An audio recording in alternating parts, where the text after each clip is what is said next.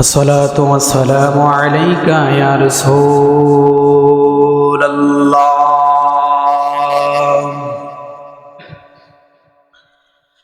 الصلاة والسلام عليك يا حبيب الله.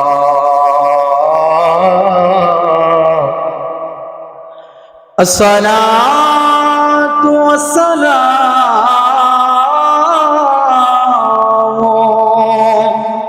عليك يا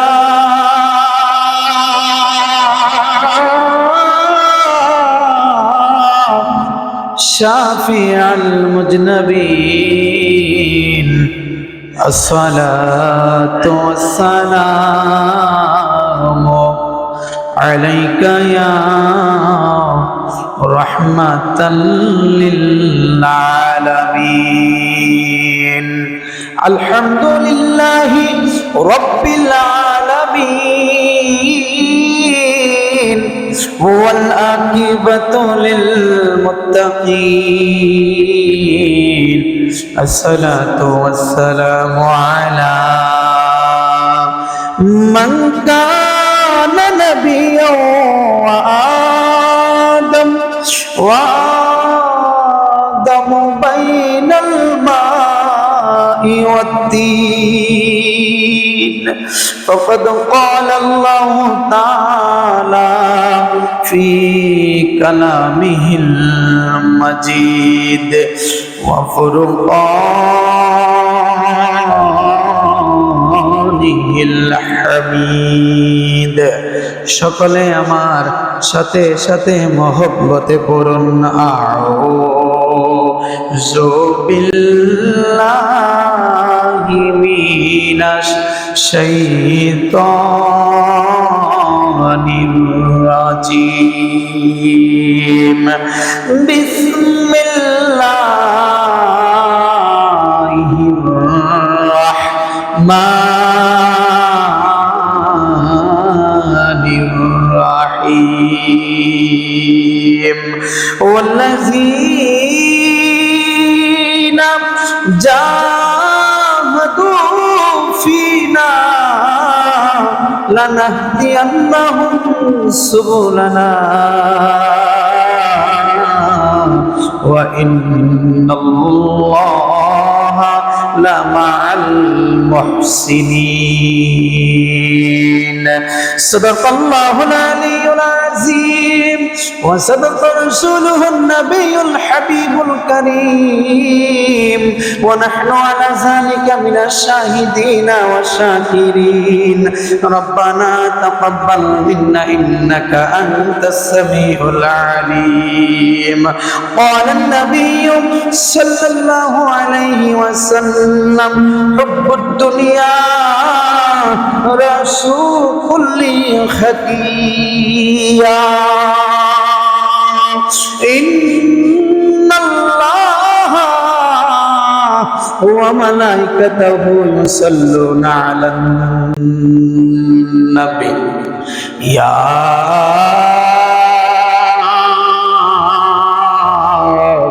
أيها الذين آمنوا صلوا عليه وسلموا تسليما. اللهم صل على سيدنا مولانا محمد وعلى آله ما شاء الله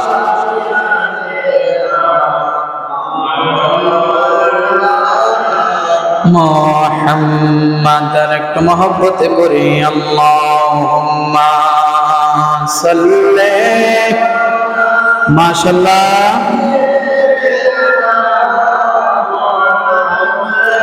نا محمد وعلى آله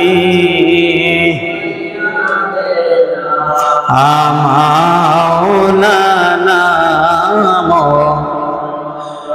হাবিবি যে আমার হৃদয়ের শান শান্তি নবীজি আমার হৃদয়ের শান্তি ভালোবাসিলে পাবো মুক্তি মুক্তি ভালোবাসিলে পাবো মুক্তি বলি না সুবহানাল্লাহ হাবিবি যে আমার হৃদয়ের শান্তি নবীজি আমার হৃদয়ের শান্তি ভালোবাসিলে পাবো মুক্তি মুক্তি ভালোবাসিলে পাবো আবু বকর ওমর তাই তো ভালোবাসে ভালোবেসে জায়গা পাইল নূর নবীজির পাশে আবু বকর ওমর তাই তো ভালোবাসে ভালোবেসে জায়গা পাইল নূর নবীজির পাশে জান্নাতের টিকিট পাই তারা জান্নাতের টিকিট পাই তারা হয়ে গেছে জান্নাতি ভালোবাসিলে পাবো মুক্তি মুক্তি ভালোবাসিলে পাবো মুক্তি আল্লাহুম্মা সাল্লি মাশাআল্লাহ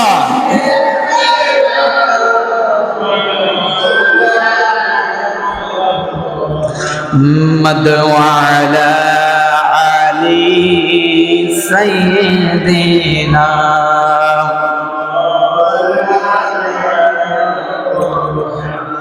আমারে মদিনায় নিবানি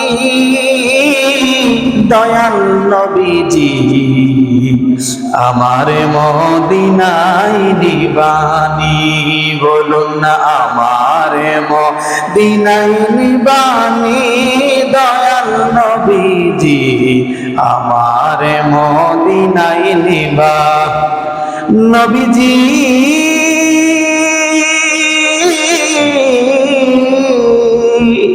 আমি তোমার প্রেম ভিখারি তুমি উম্মতের কান্ডারি নবীজি ও দয়াল নবীজি আমি তোমার প্রেম ভিখারি তুমি উম্মতের কান্ডারি দেখা দাও গো চেহারা নূরানি দয়াল নবীজি আমারে মদিনায় নিবানি বলুন আমারে মদিনায় নিবানি দয়াল নবীজি আমারে মদিনায় এ আল্লাহুম্মা সাল্লি মাশাআল্লাহ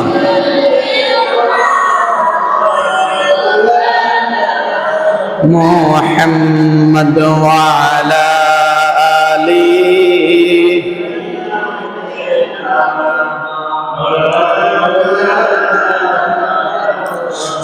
سبحان الله والحمد لله لا إله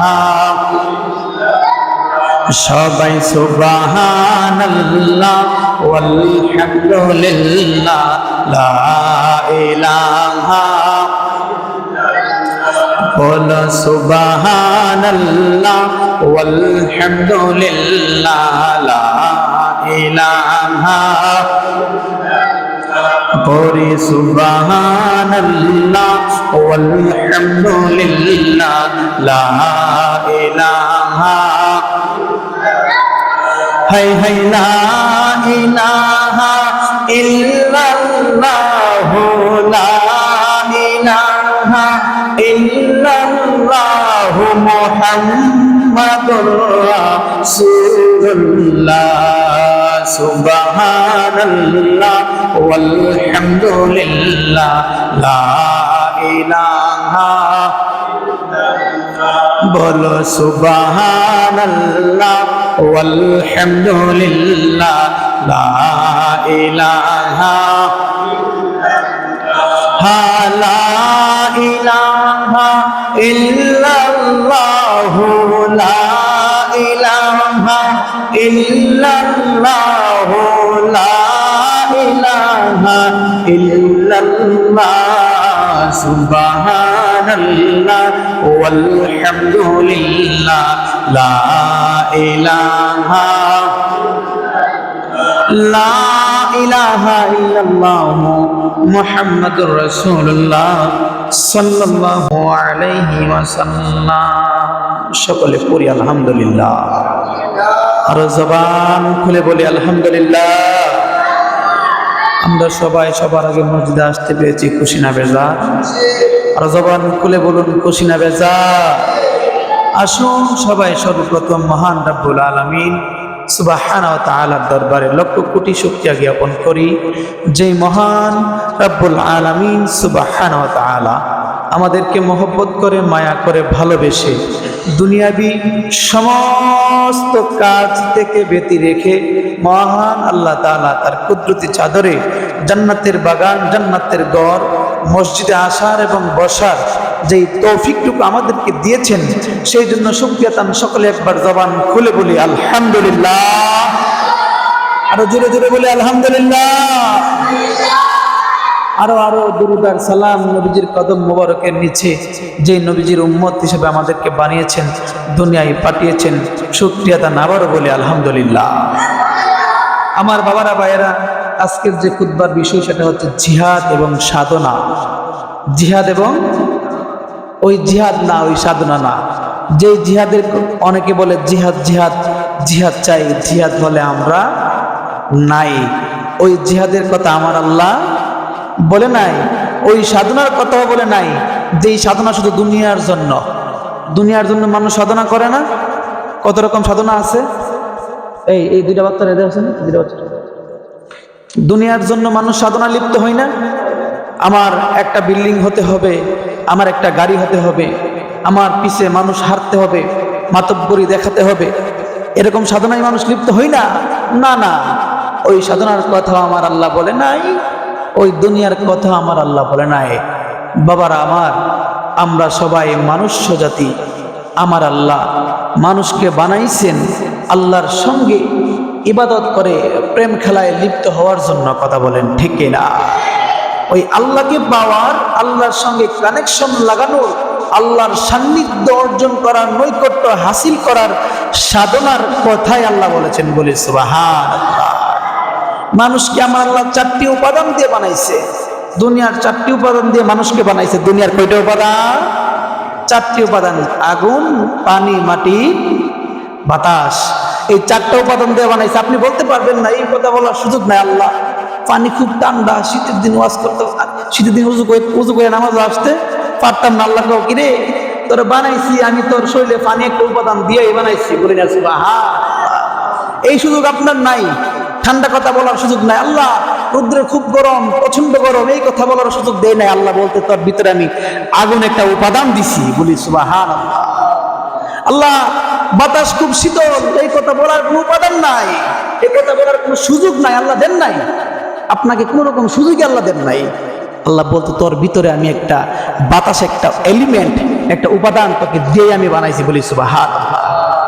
মাটিতে পা রাখা যায় না, এত ঠান্ডা না।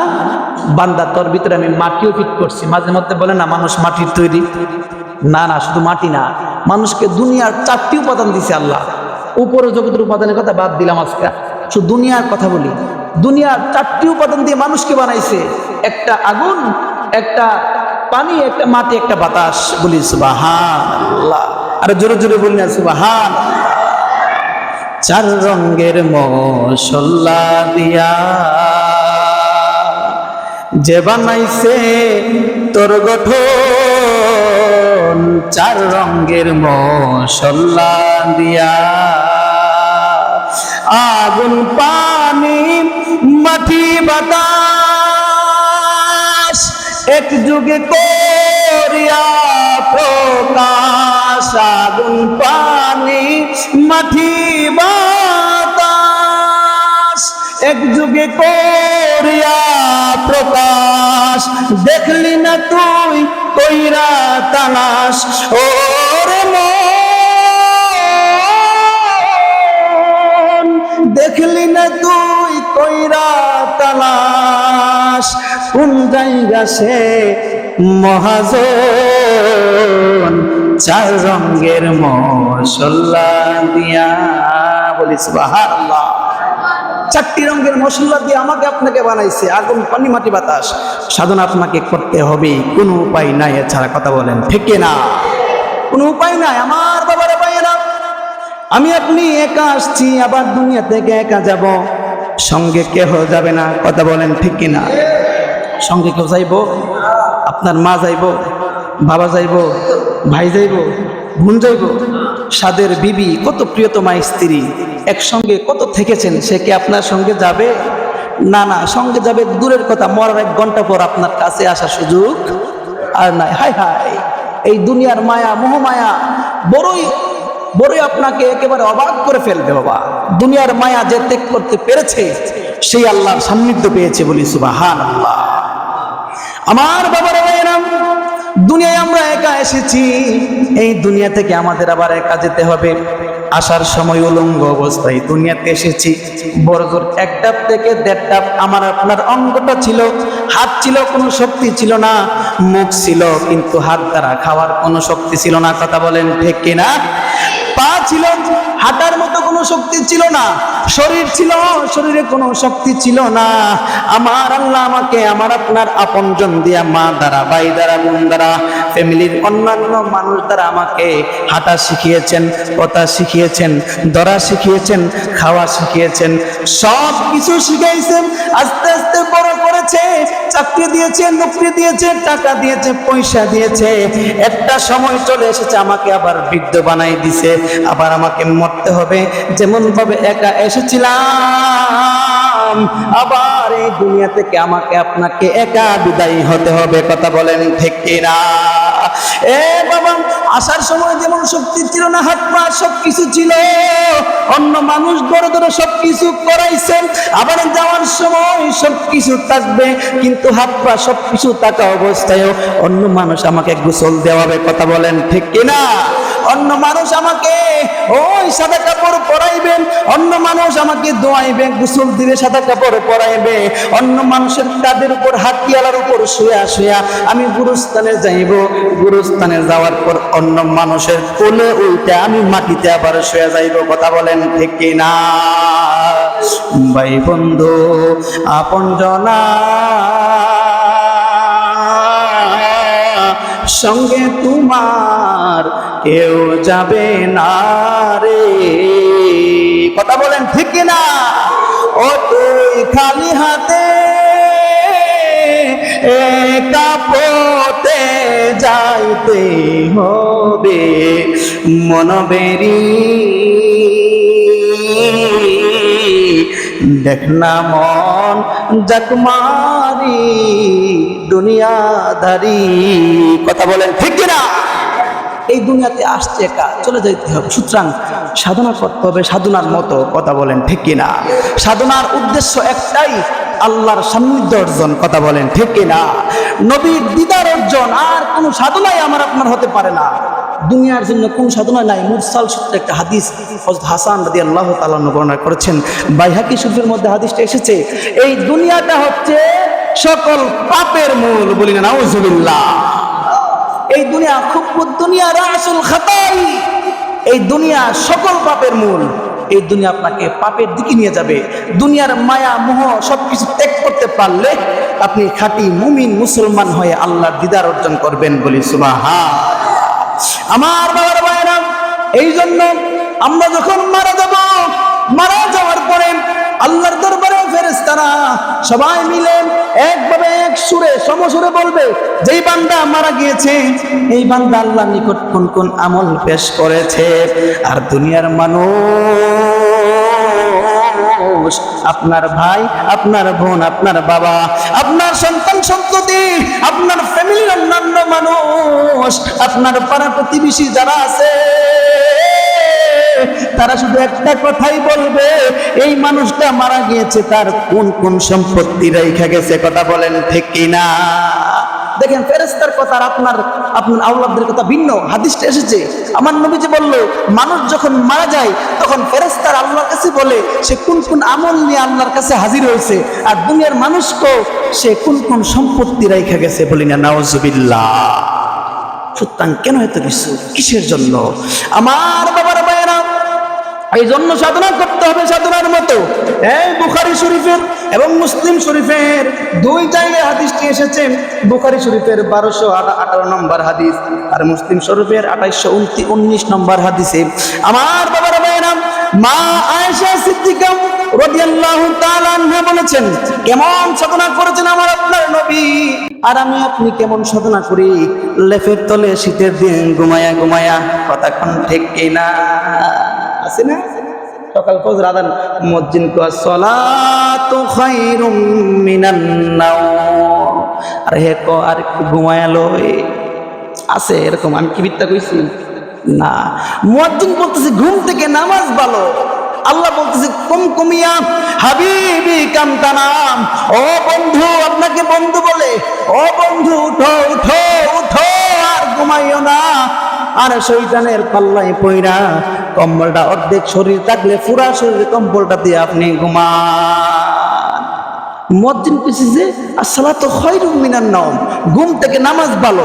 আল্লাহ ডাকতেছে বন্ধু উঠ আর ঘুমাইস না, এখন তো ফজর হইছে, আমার দরবারে আয়, আমাকে সেজদা দে, আমাকে পাওয়ার আশা কর, আমাকে ঢাক, আমি তোর দেখা দেই।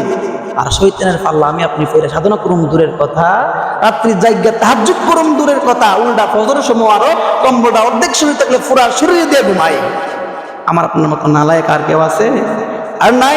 মা আয়েশা সিদ্দিকা তাহেরা রাদিয়াল্লাহু তাআলা আনহা ডাক দিয়ে করে, জগতের মানুষ, ও জগতের মানুষ, তুমি আর আমি কোন নামাজ পড়ি, তুমি আর আমি কেমন সাধনা করি।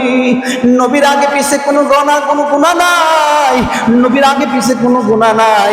তারপরে আমি থাকাইয়া দেখি গভীর রাত্রিতে, গভীর রজনীতে আমার নবী দাঁড়াইয়া দাঁড়াইয়া, এক নজরে দাঁড়াইয়া দাঁড়াইয়া এত ওয়াক্ত পর্যন্ত, এত ঘন্টা পর্যন্ত দাঁড়ায় থাকে নামাজ পড়ার জন্য। পায়ের মুড়াটা ফাইটা ফাইটা রক্ত বের হয়ে যায়। আল্লাহু আকবার।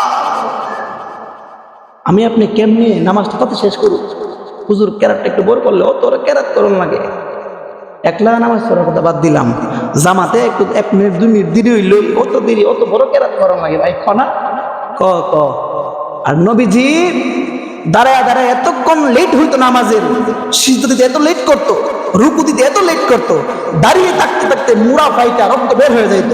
হাদিসটা বুখারী এবং মুসলিম দুই জায়গায় আসছে। বাদ দেওয়ার কোনো চান্স নাই, কোনো চান্সই নাই বাদ দেওয়ার। আয়েশা রাদিয়াল্লাহু তাআলা আনহা বলতেছেন, ও নবীর উম্মত, কোন শিক্ষায় শিক্ষিত হইবা তোমরা, কোন সাধনা করবা? আমার তোমার নবী রাত্রি দাঁড়ায় থাকতে থাকতে, তাহাজ্জুদের নামাজে দাঁড়ায় থাকতে থাকতে, এত লম্বা সময় দাঁড়ায় থাকতো, নবীর মুড়া ফাইটা রক্ত বের হয়ে যাইতো। আমি যাই বলতাম, ইয়া রাসূলুল্লাহ, ইয়া হাবিবাল্লাহ, নবী গো, ও মায়ার নবী, আপনার তো আগে পিছে কোনো জায়গায় কোনো গুনাহ নাই, তারপরে কেন আপনি এত কষ্ট করেন? আমার নবী ডাক দিয়ে কয়, আয়েশা, ও আয়েশা, আমি কি আমার আল্লাহর শুকরগুজার বান্দা হব না? সুবহানাল্লাহ। নবীজির কি শুকরিয়া আদায় করার দরকার ছিল? এরপরে আমাদেরকে শিক্ষা দেওয়ার জন্য, আয়েশা, আমি কি আল্লাহর শুকরগুজার বান্দা হব না? আর আমরা কতটুকু শুকরিয়া আদায় করি? এক ওয়াক্ত মাংস খাইলে আর এক ওয়াক্ত তো মাংস না পাই, আমার কপালটা বুঝে আল্লাহ এমন লিখছিল। মনে আছে না? একটু মেহনত শুইলে লেগে গেলে গই সারা জীবন আলী কত মানুষের, কত বিল্ডিং ঘর, কত ভাইয়ের কত কিছু, আমারে আল্লাহ আলী দেখছিল না। এমন বলা যাবে না।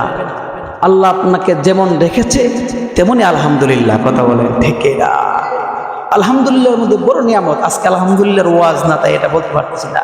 সুতরাং সাধনা করতে হবে সাধনার মতো, যে সাধনাকে আল্লাহ মিলে। যে সাধনায় রাসূল মিলে আল্লাহর দিদার, নবীর নৈকট্য হাজির হয়ে যায়। কথা বলেন ঠিক কিনা? আর কোনো কথা বলতে হইব স্যার? আর জিহাদ যে কথা বলেছেন, জিহাদ করতে হবে, জিহাদ জিহাদ জিহাদ চাই। জিহাদ হলে আমরা নাই, এই জিহাদের কথা না। আমার বাবার ভাইয়েরা, নবী একবার বড় এক যুদ্ধের ময়দান থেকে আসলো। কোন যুদ্ধ? যেই যুদ্ধে কারো হাত চলে গিয়েছে, কারো পা চলে গিয়েছে, কোনো মায়ের বুক খালি হয়ে গিয়েছে, কোনো বোনের ঘর নষ্ট হয়ে গিয়েছে, কোনো মা সন্তান হারাইছে, কোনো বোন স্বামী হারাইছে, কোনো সন্তান এতিম হয়ে গিয়েছে। এমন যুদ্ধ থেকে আসছে, অর্থাৎ কাফর এবং মুসলমান যে যুদ্ধ করে সেই যুদ্ধ থেকে আসছে।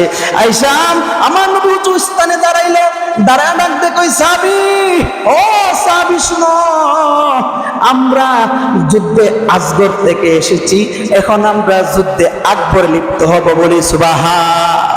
সকল সাহাবীরা হতবাক হয়ে গেল, ইয়া রাসূলুল্লাহ, ছোট যুদ্ধ থেকে কেমনে বাড়াইলাম? যুদ্ধে আসগর মানে ছোট যুদ্ধ, আর যুদ্ধে আকবর মানে বড় যুদ্ধ। নবী গো, যে যুদ্ধে কোনো মা সন্তান হারাইছে, কোনো বোন স্বামী হারাইছে, কোনো সন্তান এতিম হয়ে গেছে, এই যুদ্ধটা কেমনে ছোট হয়? আর এখন কোন যুদ্ধ করুন বাড়ির বৈশা, যে যুদ্ধটা সবচেয়ে বড় যুদ্ধ?